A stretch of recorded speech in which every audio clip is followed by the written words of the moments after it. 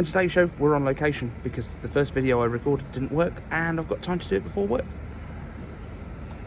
I'm Dave and I simplify Apple so that everything just works for you. And if you want the latest Apple news, leaks and rumours every weekday at 12 UTC, like the video, subscribe to the channel, ring the bell. I'm in the middle of Birmingham. Hopefully nobody's going to come up and do rude stuff behind me because I'm not going to edit this. But we're going to go through some of the questions that you guys have put in. I'm going to come to the product of the year stuff that we were talking about yesterday on tomorrow's show, and we'll come back to that soon. Okay, this is probably going to be a quick one. There's no editing, so sorry. Let me know as well how the sound sounds from the AirPods, the 3rd gen ones. We're just going to use them as it comes off. So first question comes from Randomness R, and they ask any news on the 18-inch MacBook Pro? Nope.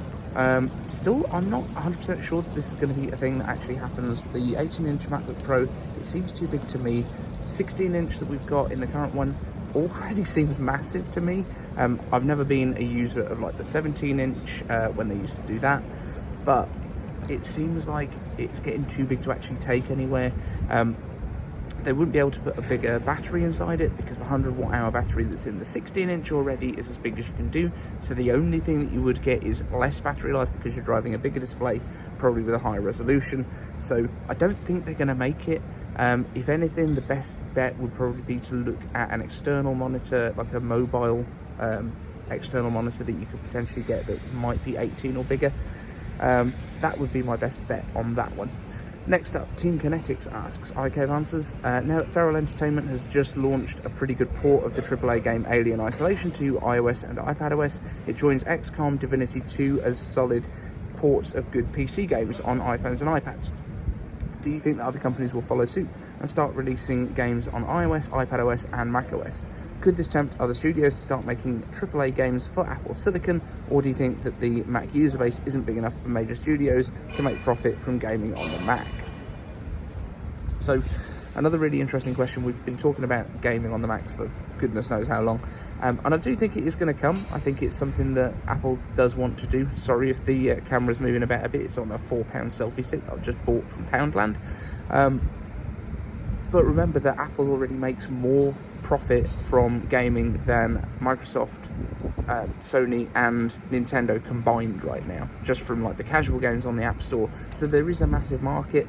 The games would run on the same kind of architecture. There's no kind of difference in the way that it has to be built, other than the interface, the way that you would control the games. So don't worry about that. I think in terms of the games themselves, I've not tried this Alien game. I might have to have a look for that one.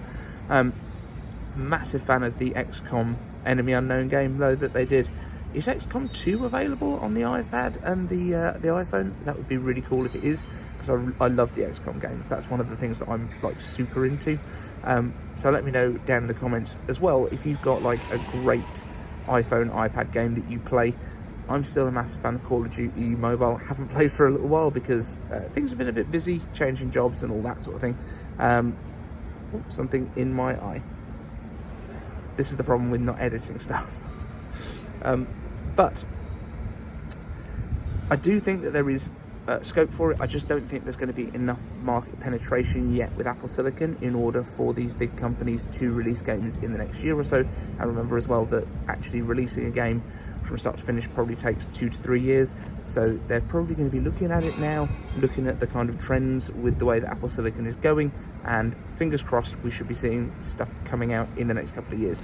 The only way that Apple will be able to bring massive games to the iPhone and the Mac platform quickly is to basically buy a studio or develop stuff in-house. Apple Arcade's getting better. I think we're going to see more AAA style titles coming to Apple Arcade, and I don't think they're going to increase the price. I think that $4.99 a month is going to stay where it is, but you're just going to get more and more games because people will then buy the hardware, which Apple actually makes profit on, unlike the console makers. They don't make profit really on the hardware. They sort of sell it at a loss and then make their cut on the games. Apple is quite happy probably to basically take a wash on the games on Apple Arcade, not really have to worry too much about the income coming from there because they're going to sell more devices if people are switching from Android to iPhone in order to play certain games that are maybe exclusive. And I think the one from Fantasian, I think it's called, the Final Fantasy style game, did actually bring some people in that probably wouldn't have been here otherwise. So that's a really good start. And one more question, I believe. René Pouliot asks, I gave answers. I saw the Crazy Ones picture on your wall. I have a Crazy Ones t-shirt I got in Cupertino on a trip with my wife, and that was before the Starship Look HQ. I might have to go back. Okay, my question, is there a special meaning to the Crazy Ones at Apple? I always assumed it meant I'm crazy about Apple. Love your show. So yeah, the Crazy Ones was a marketing campaign. Basically, when Steve returned to Apple, they started this marketing campaign with Chiat Day, who I believe were the ad company at the time. This is kind of knowledge that I've got from the book Insanely Simple. Ken Siegel, who is one of the guys that helped to name the iMac and a lot of the other products around that time. It's getting a little bit windy here. But yeah, let me get back on track. Crazy Ones was a kind of monologue that was written, and it was a pure brand campaign that Apple did. It wasn't about individual products. It was about creativity and the people that think outside the box being Apple users. So they used images of people like Muhammad Ali, Albert Einstein, a whole bunch of other kind of massive celebrities from the history, and I think they kind of came up to present day. I think they used John Lennon and a few others, and that was basically the marketing campaign, this kind of black and white images of all of these kind of creatives, and they were really trying to reposition Apple as this creative company. So that was what happened back then. Really interesting, and it's one of the most memorable campaigns they did. After 1984, it's probably the most memorable.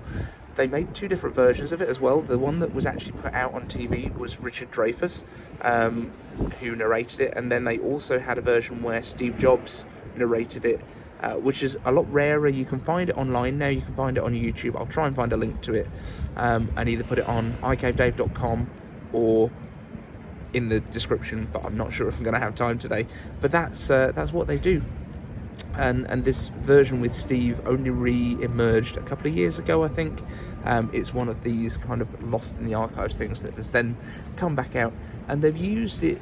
I think they used it, maybe Stanford used it, or one of the universities where he did an address. He did a setup. And here's the Crazy Ones. Think Different. It was the whole Think Different campaign where Apple's Think Different stuff came from. So it's a really kind of iconic thing for Apple. You'll have seen some of the images before with Think Different written at the bottom. They bought whole page ads, pack covers for a lot of magazines for Think Different, and it was a huge campaign that really brought Apple back into people's consciousness. So very short show today. Sorry guys, I've just gone over 8 minutes, which is great because that means I can put pre-roll ads on it. He makes some money. But that's it for today's show. As I say, I did record it this morning. I only got the audio. For some reason, the video didn't record, even though it told me it was. So there we go. But this is today's show. Thank you so much for joining us, and I will be back tomorrow. We will do some stuff around the your Apple product of the year. So if you didn't let me know yesterday, let me know down in the comments. There's also a thread going on Twitter for like, what was your first Apple product? That's another interesting thing. So let me know that too. Cheers.